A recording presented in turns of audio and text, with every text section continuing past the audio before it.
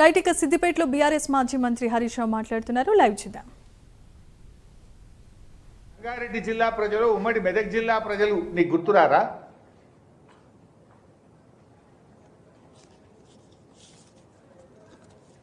ఇలా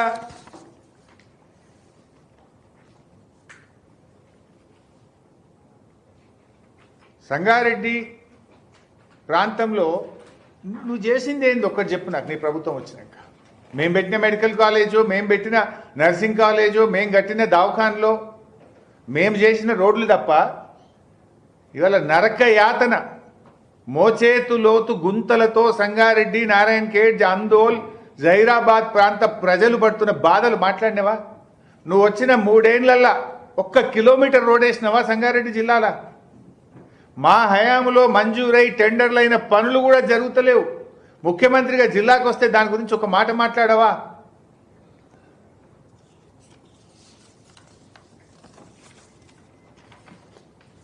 అన్ని పచ్చి అబద్ధాలు. ఆ ఉత్తమ్ కుమార్ రెడ్డి ముఖ్యమంత్రి ఒక్క రేషన్ కార్డు ఇవ్వలే బీఆర్ఎస్ సెంటర్. సిగ్గుందా మాట్లాడనీకి? ఇప్పటికి అసెంబ్లీలో చెప్పినాం. ఇదే ఉత్తమ్ కుమార్ రెడ్డి ప్రశ్న అడిగితే అసెంబ్లీలో సమాధానం చెప్పిండు. బీఆర్ఎస్ ప్రభుత్వ హయాంలో 6,47,479 రేషన్ కార్డులు ఇచ్చారు. 20,69,033 మంది లబ్ధి పొందారు కొత్త రేషన్ కార్డులతోనని అసెంబ్లీ సాక్షిగా ఉత్తమ్ కుమార్ రెడ్డి సమాధానం చెప్తాడు. బజారు భాషలో అబద్ధాలు పబ్లిక్ మీటింగుల్లో మాట్లాడతారు. నోరా మోరా? అసెంబ్లీలో చెప్పేది ఒకటి, పబ్లిక్ మీటింగ్లో చెప్పేది ఒకటి ఉంటుందా? కొత్త రేషన్ కార్డులు ఇచ్చింది బీఆర్ఎస్ ప్రభుత్వము అని అసెంబ్లీలో నువ్వే చెప్తావు, సంగారెడ్డి మీటింగ్లో ఇయ్యలేదని చెప్తావు. అసలు పేదల గురించి ఆలోచించింది కేసీఆర్. నాటి కాంగ్రెస్ ప్రభుత్వము మనిషికి 4 కిలోల బియ్యమే అన్నది. ప్రతి కుటుంబానికి 20 కిలోల సీలింగ్ పెట్టింది ఆ రోజు. కేసీఆర్ గారు వచ్చినాక 4 కిలోలను 6 కిలోలు చేసింది బీఆర్ఎస్ ప్రభుత్వం. సీలింగ్ ఎత్తేసి ఇంట్లో 10 మంది ఉంటే 16లో 60 కిలోలు ఇచ్చింది బీఆర్ఎస్ ప్రభుత్వం. ఆనాటి కాంగ్రెస్ 4 కిలోలు 20 కిలోల సీలింగ్ ఎత్తేసి మనిషికి 6 కిలోలు ఇచ్చింది బీఆర్ఎస్ ప్రభుత్వం. ఇది నీకు తెలిసినా తెలవనట్టు నటిస్తావు. నిరుద్యోగుల గురించి సిగ్గు లేకుండా మాట్లాడిండు. అసెంబ్లీలో నేనే ప్రశ్న అడిగినా, కాంగ్రెస్ ప్రభుత్వం వచ్చినాక నోటిఫికేషన్లు ఇచ్చి ఎన్ని ఉద్యోగాలు ఇచ్చింది అని అడిగితే 16,000 అని అసెంబ్లీ సాక్షిగా చెప్పినావు. ఇవాళ సంగారెడ్డిలో ఏం చెప్తున్నావు? 70,000 ఉద్యోగాలు ఇచ్చిన.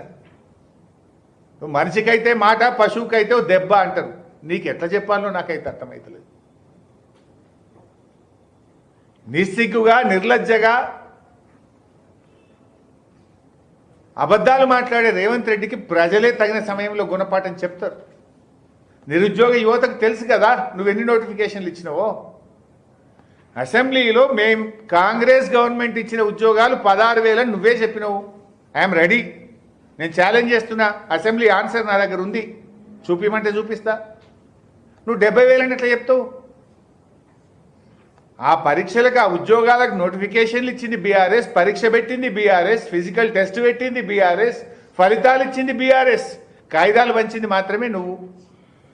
నీ ప్రభుత్వం నువ్వు మొదటి ఏడాదిలో 2 లక్షల ఉద్యోగాలు ఇస్తా అని చెప్పి నిరుద్యోగ యువతను మోసం చేసినావు రేవంత్ రెడ్డి. నువ్వు ఫుల్ పేజ్ యాడ్లు ఇచ్చినావు. నీ మాట నమ్మరని రాహుల్ గాంధీని తీసుకొచ్చి అశోక్ నగర్ లైబ్రరీ మెట్ల మీద కూర్చోబెట్టి మాట ఇచ్చినావు. రాహుల్ గాంధీ పత్తలేడు, నువ్వు మాట్లాడవు, పోలీసు వాళ్ళని పెట్టుకొని తిరుగుతావు. ఏది నీ 2 లక్షల ఉద్యోగాలు? ఒక ఏడాదిలో ఇస్తాను, 3 ఏళ్ళు అయినా 16,000 ఉద్యోగాలు కూడా ఇవ్వలే నువ్వు. ఇంకా నిస్సిగ్గుగా అబద్ధాలు మాట్లాడుతున్నావు. క్షమాపణ చెప్పు నిరుద్యోగ యువతకు. చెంపలేసుకో. 2 లక్షల ఉద్యోగాలు ఇస్తానని మోసం చేసినందుకు చెంపలేసుకో.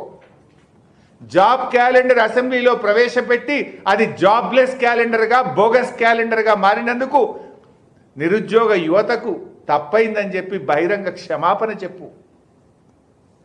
అసలు ఇంక ఏ మొహం పెట్టుకొని నిరుద్యోగుల గురించి మాట్లాడుతున్నావు? దమ్ముంటే రా.